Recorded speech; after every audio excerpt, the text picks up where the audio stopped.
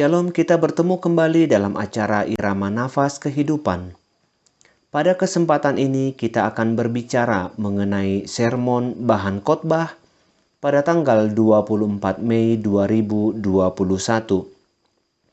yaitu perayaan kedua turunnya Roh Kudus atau Pentakosta. Di bawah terang topik pembaharuan oleh Roh. Mari kita membuka Alkitab kita yang tertulis dalam Roma 8 ayat 1 sampai dengan 8. Inilah firman Tuhan. Demikianlah sekarang tidak ada penghukuman bagi mereka yang ada di dalam Kristus Yesus. Roh yang memberi hidup telah memerdekakan kamu dalam Kristus dari hukum dosa dan hukum maut. Sebab apa yang tidak mungkin dilakukan hukum Taurat, karena tak berdaya oleh daging, telah dilakukan oleh Allah, dengan jalan mengutus anaknya sendiri dalam daging, yang serupa dengan daging, yang dikuasai dosa karena dosa. Ia telah menjatuhkan hukuman atas dosa di dalam daging, supaya tuntutan hukum Taurat digenapi di dalam kita, yang tidak hidup menurut daging, tetapi menurut Roh. Sebab mereka yang hidup menurut daging memikirkan hal-hal yang dari daging. Mereka yang hidup menurut Roh memikirkan hal-hal yang dari Roh. Karena keinginan daging adalah maut, tetapi keinginan Roh adalah hidup dan damai sejahtera. Sebab keinginan daging adalah perseteruan terhadap Allah, karena ia tidak takluk kepada hukum Allah. Hal ini memang tidak mungkin baginya. Mereka yang hidup dalam daging tidak mungkin berkenan kepada Allah. Demikian firman Tuhan.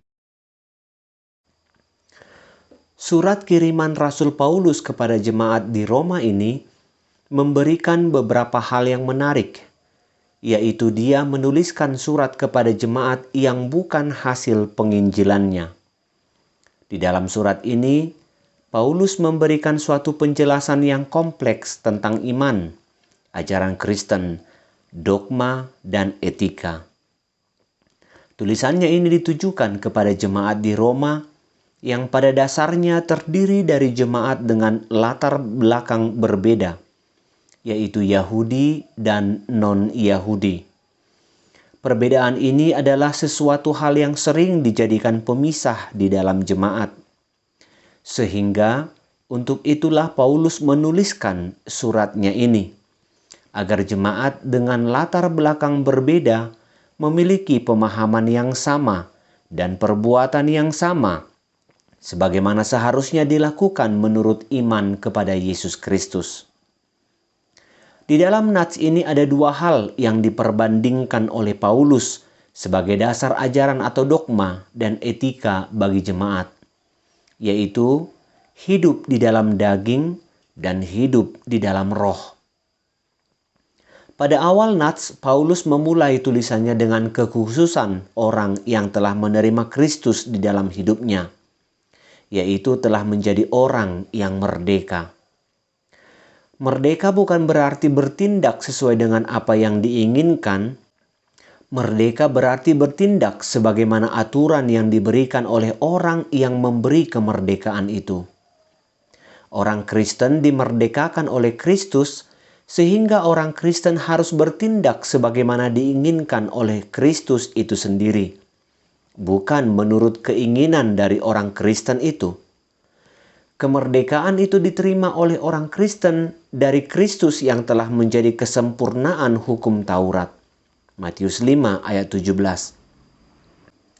Sehingga orang Kristen juga menjadi kesempurnaan hukum Taurat tersebut di dalam Kristus. Ada perbedaan yang signifikan antara kehidupan dalam daging dengan hidup dalam roh.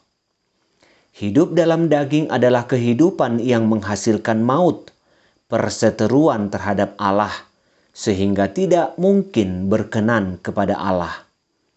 Paulus menggunakan istilah daging atau sark sebagai sesuatu yang telah terpisah dari bahagian yang lain, untuk menunjukkan keinginan dasar dari manusia sebagai makhluk yang fana.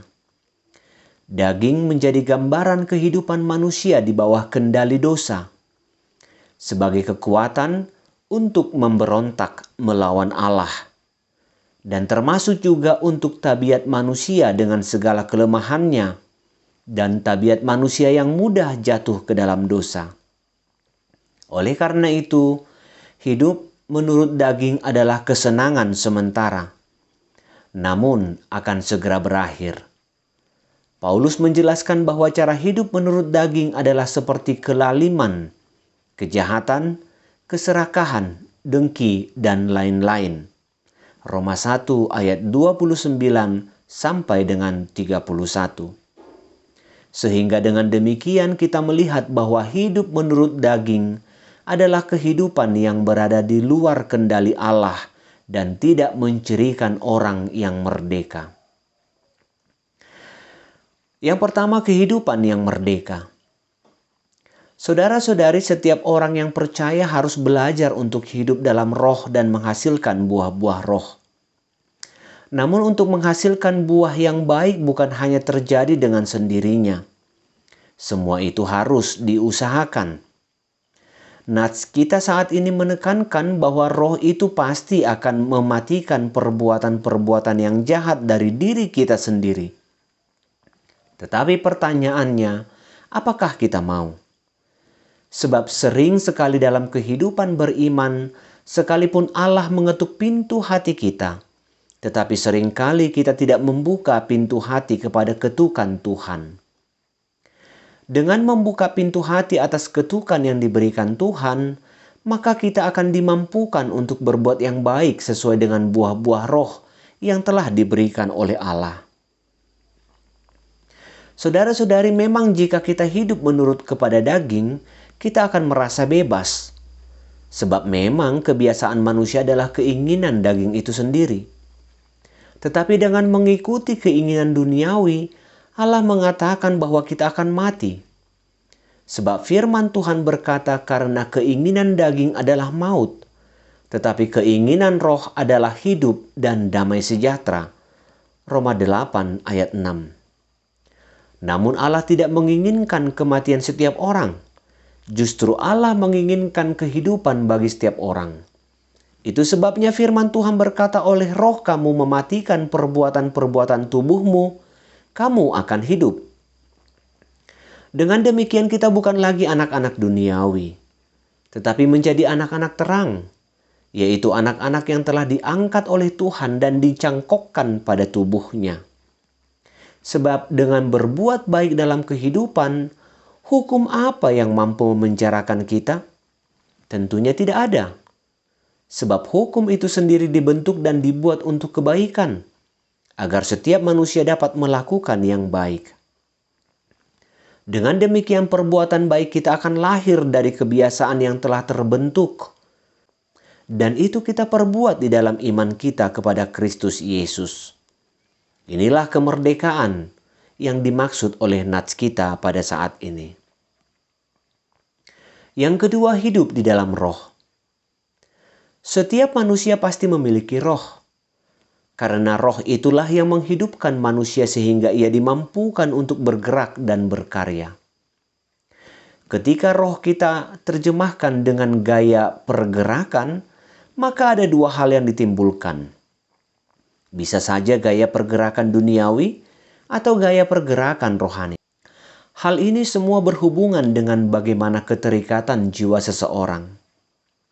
Jika jiwa seseorang lebih terikat kepada duniawi, tentunya gaya yang dihidupi lebih kepada bagaimana keinginan-keinginan dunia ini.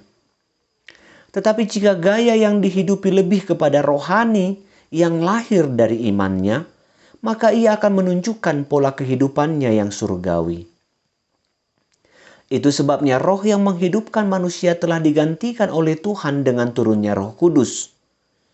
Dengan Roh Kudus yang hidup dalam setiap orang beriman, maka roh duniawi yang ada padanya telah dimatikan.